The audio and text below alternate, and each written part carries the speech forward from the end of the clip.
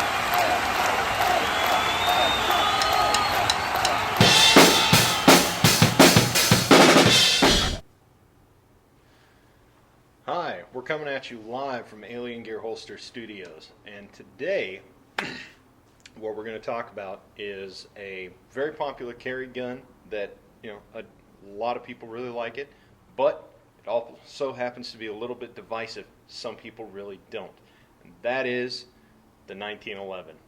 Yeah, I know, that one. Anyway, so for those of you who aren't aware, the 1911 was a handgun devised in 1910 by John Moses Browning, one of pretty much the greatest gun designers who ever lived. Easily could be argued that he was. Anyhow, it was developed more or less for the U.S. Army. Now, there's a bit of a long backstory that goes with it. He'd been working on a semi-automatic handgun design for quite some time, starting about 10 years previously, with an eye on eventually selling it to the military. And as he added features and functions and so on, it eventually developed into the gun that became what is now called the 1911. He finally hit it in model year 1910, and it was at that time the U.S. Army adopted it, and they designated it the model 1911. So that's why it's called 1911. Anyhow, it is a single action, semi-automatic pistol, holding about 7+1 or 8+1, depending on the magazine you use, rounds of 45 ACP, which is a round that was also developed for the gun because the Army wanted, at that time, a handgun in 45 caliber as opposed to 38 special, which they've been using up to that, 38 long Colt. Anyhow, they had to trim down the 45 Colt cartridge into a shorter round, which is this right here, 45 ACP. More or less the same load, just in a smaller case. Anyhow,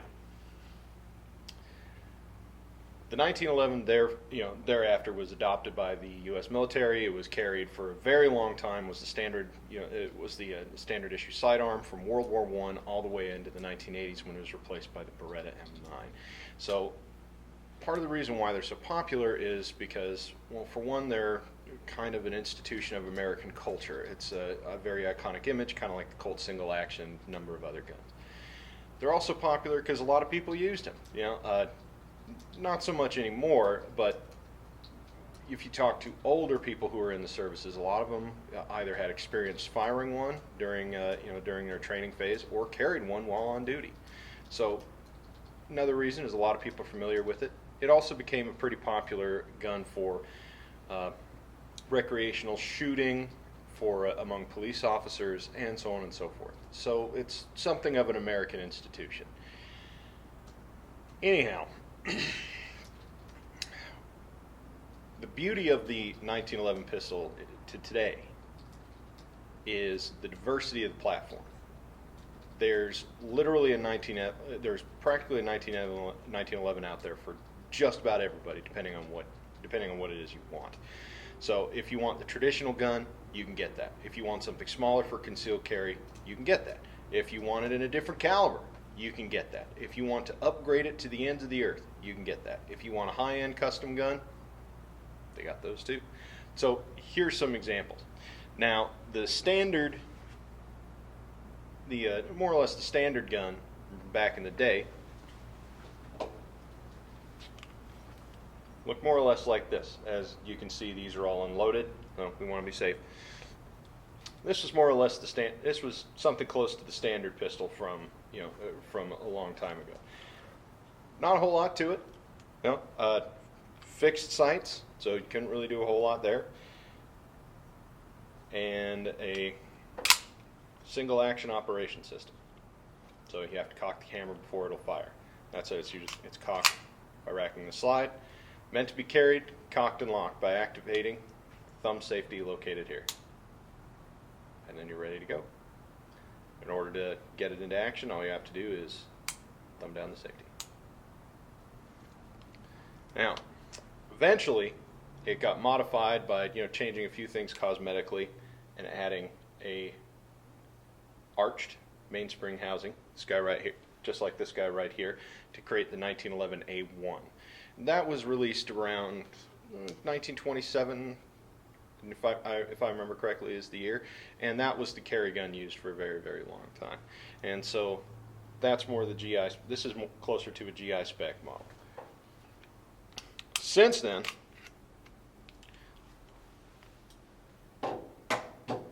different frame sizes have become a lot more popular, such as the Commander variant, which shortened the barrel down to 4.25 inches or 4 inches, depending on who you get it from, and eventually into an even shorter model called an officer frame. There's an example of it here.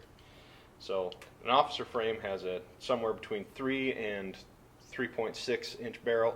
Again, it depends on exactly who you get it from. They're not exactly uniform across manufacturers. These are great for concealed carry. They can get a little lively, but other than that, it's a very easy gun to carry. It's easy to shoot. If well cared for, just like any gun, they are reliable, very safe, and a great weapon system.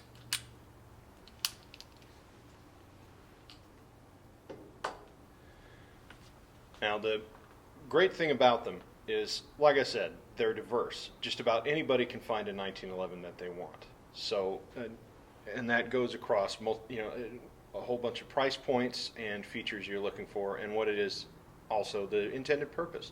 So, if you just want, if you just want a gun that's going to live in the safe and go to the range, there's plenty of those out there. If you want a concealed carry gun, such as an officer frame, or even a number of micro-frame 1911 pistols, such as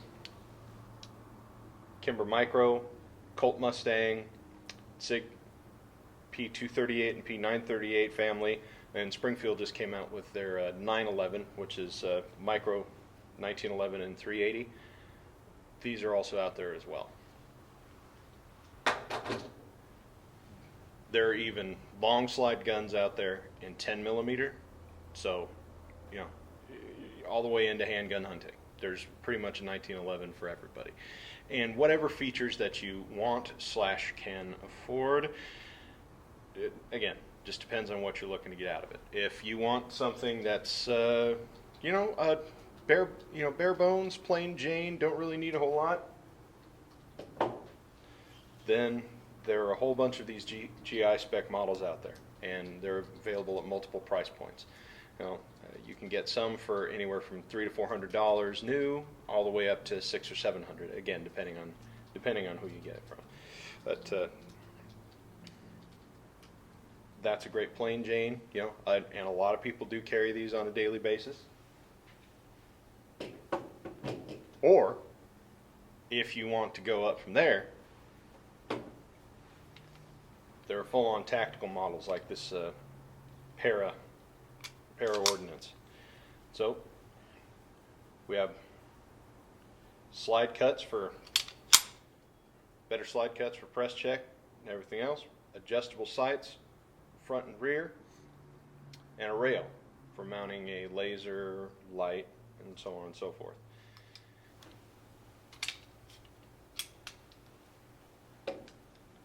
It really just depends on what you want. It really just depends on what it is you're looking to get and what it is you're more or less willing to spend. That said,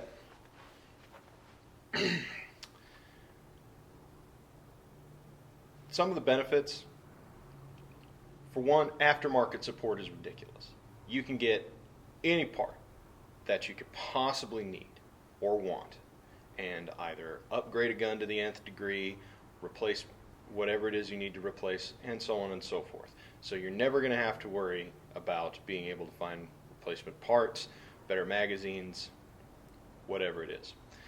As far as shooting a 1911 is actually a lot easier than you'd think for shooting a large bullet. A lot of people are used to 9mm, and 45 ACP, the recoil just isn't that much greater. I mean, it's more ample, definitely, but not incredibly. And since 1911 pistols are all steel, it soaks up recoil very, very well. Another point about them, and this is something that a lot of people have actually noticed over the years, is ergonomically they're outstanding. The grip angle actually fits the hand very, very, very well. So it just happens to sit naturally when you hold it. As a result, it happens to point pretty naturally. So you're able to get a sight picture pretty quickly, very easily. And since the bore axis is relatively low, in other words, the barrel doesn't sit too high off the frame, the recoil is not quite as snappy as it is with some guns. And I don't know if you've ever shot one that had a significant torque on the wrist. You don't really get that with these. They shoot a lot softer than you'd imagine. So one thing that's popular about them, if you're into the larger calibers, it's a way to shoot a big bullet and not have the recoil as much of the recoil rather that goes with it. So that's one good selling point. Another great feature happens to be that they are actually good for carrying for the most part. They weigh a lot though. If you're going to carry one, get a good gun belt. Luckily our friends over at Bigfoot Gun Belts, located at gunbelts.com, they happen to sell a pretty good one. But they're actually pretty good for concealed carry, weight aside. The big reason why is the slide, you see. So the slide is relatively thin. It's less than an inch wide, which means that it actually tucks pretty well inside the waistband. And some people out there really like to carry a full-size pistol for concealed carry at all times. They just want a big gun. And hey, nothing wrong with that at all. That's made these very popular because, well, it's a big gun that you can carry pretty easily, especially inside the waistband.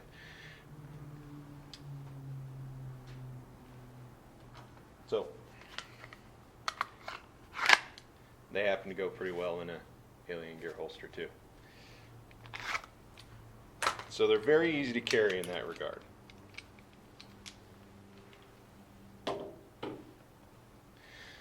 As far as accuracy goes, they are not inherently more accurate or less accurate than other pistols on the whole.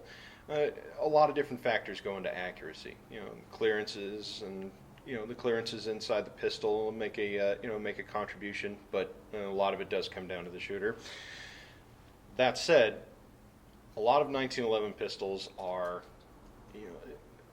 said to be quite accurate, and what will contribute a lot to the accuracy is the fit. Like I said, they fit the hand very, very well. They point very, very well. They acquire a target very, very well. And so you'll likely be more accurate with a pistol that does that.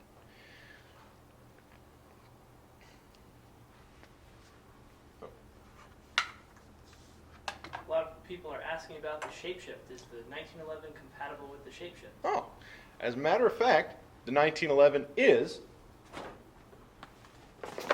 compatible with the shapeshift. As you can see here, you can get a 1911 holster in every configuration of the shapeshift that you could possibly want, including the starter kit.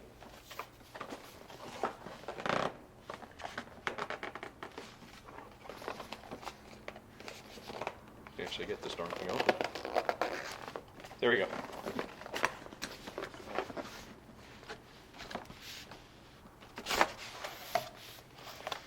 Which comes with most of the basic holster configurations that you could possibly want, including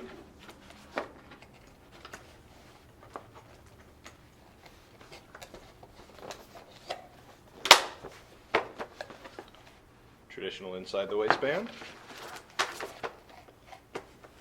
appendix carry, as well as a high ride outside the waistband and a much more durable outside the waistband design with the full wrap shell configuration here. And just to show you quality of the fit,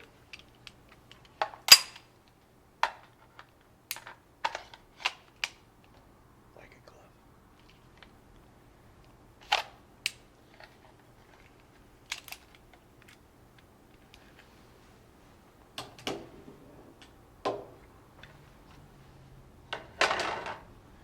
Yeah. So that's actually made them. So, like I said, they are pretty popular for concealed carry because they are one of the biggest guns that you can conceal carry pretty well, as long as you have a good belt. What's usually popular is inside the waistband, holsters, such as our Cloak Tuck 3.0, and also the new Shapeshift IWB. What's also been popular for many years is to carry in a high riding OWB holster. With a light layer, again, due to the relatively slim width, with a light layer, you can actually conceal it on the belt fairly easily. So something like these one of these old leather pancake holsters, those are actually popular for carrying this particular make and model pistol, and actually are still pretty popular for carrying this make and model pistol, but ours are a little better. Anyhow, one thing that you have to be aware of, there are a whole bunch of different people who make them. So, and well, obviously at this point, the patent is long since expired, so anybody can make one. But there are certain names that you want to watch out for because they happen to make quality examples. Springfield Armory is a very good example, and as far as price ranges go, theirs run around the $600 to $700 range, maybe a little bit more depending on where you find it, all the way into significantly more for one of their custom shop guns. Other good examples, Remington happens to make a line of 1911s. Their entry-level model is this one here, Remington R1, which is very, very decent. It's rather, it's a bit plain Jane, but you get a bit more features than you get from other GI models, such as white dot sights instead of fixed steel sights, and they're also drift adjustable, which is a bit more than you get which is not quite the case with a lot of GI spec guns. You also get the diamond checkered grips, but also very tight fit, which contributes to accuracy. But that said, this is known as a pretty good entry level gun.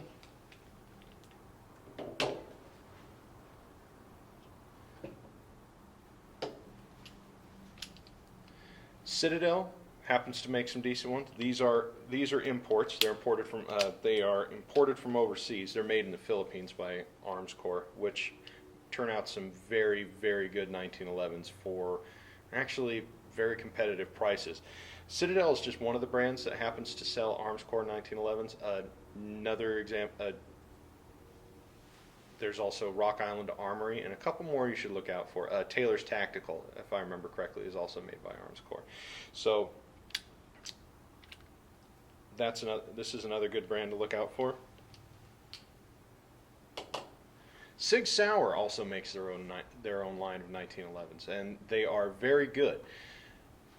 What some people have noticed is those are a little harder to find a holster for if you happen to have one, and there's a reason for it.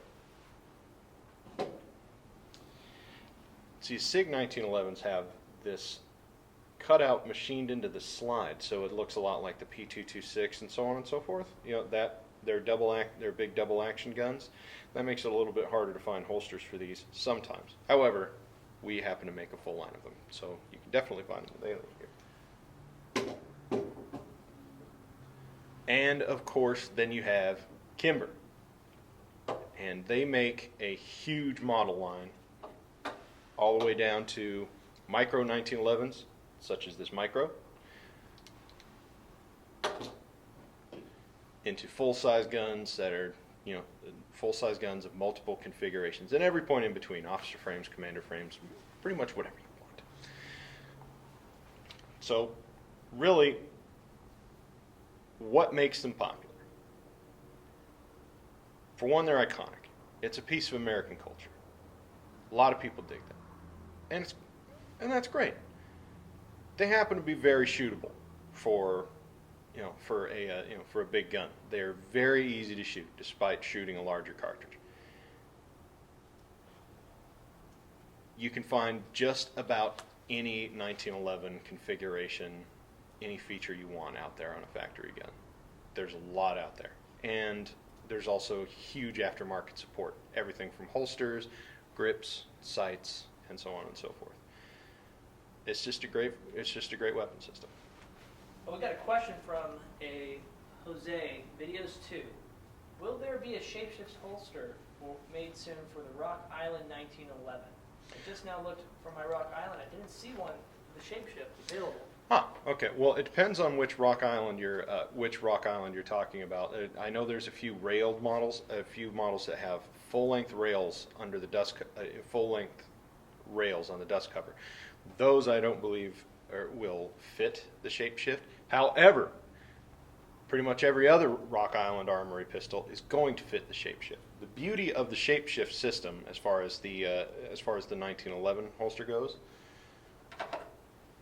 is that it's actually designed to fit almost all of them. Mostly the rail is the thing that's going to determine whether or not it doesn't fit. And also, if in the case of the SIG, you have those machining marks on the slide. So, I'll give you an example.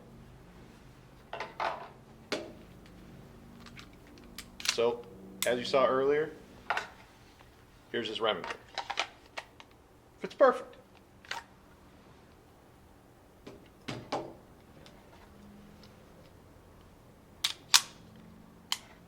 Ordnance model. Notice the rail. Fits perfect.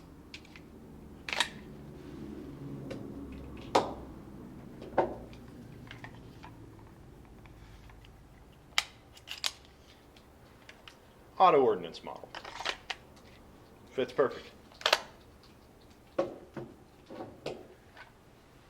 And so on and so forth. So the short answer is, for Rock Island 1911, more or less yes. Most models are going to fit the shapeshift perfectly. So depends on the model, but for the most part, yeah, it's going to fit.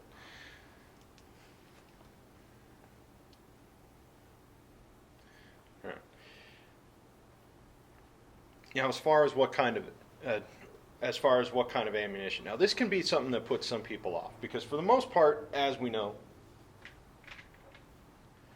45 ACP, that's default. That said, over the years, it's been made with a whole bunch of other calibers too. So if you prefer 9mm, there are a lot of 9mm 1911s out there.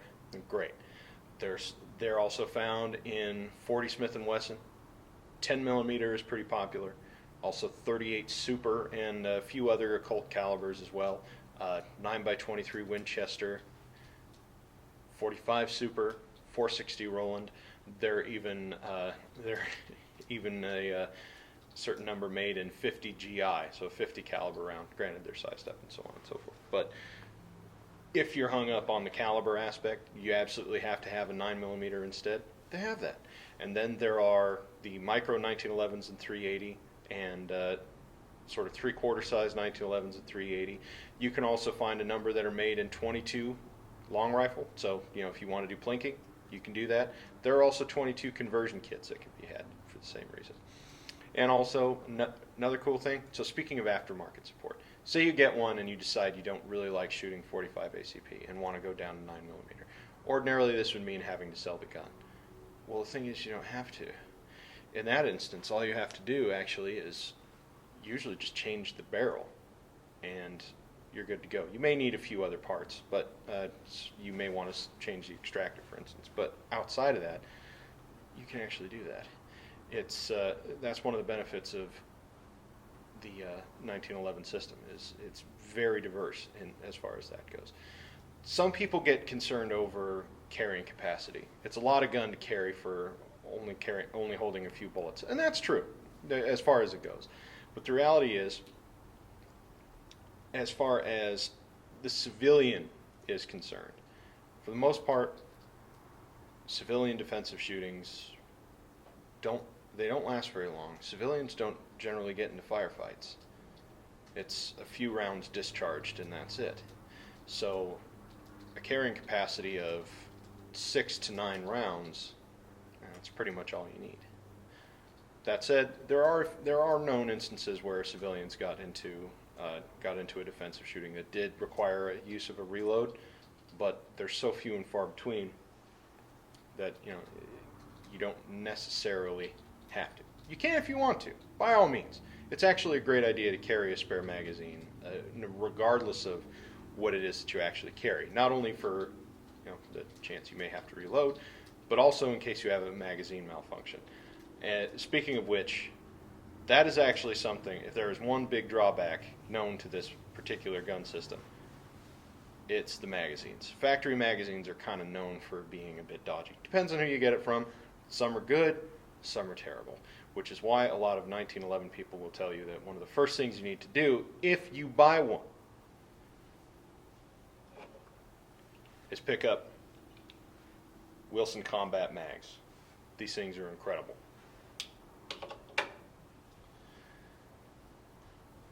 That said, it's still to this day, even though it is a century-old gun, it is still a very relevant, very vital gun system that works very well for home defense, concealed carry, or heck, they're even good out in the woods. You can load a 255 grain hard cast, and that'll do for most black bears and other critters in the lower 48. Maybe not so much grizzly, but just about everything else. And hey, you can always go up 10 millimeter too. So really, that's part of the appeal, is it can be all things to all men. If you have any other questions, feel free to let us know. Thanks for watching, and keep tuned to this space for more from Alien Gear Holsters. Thank you.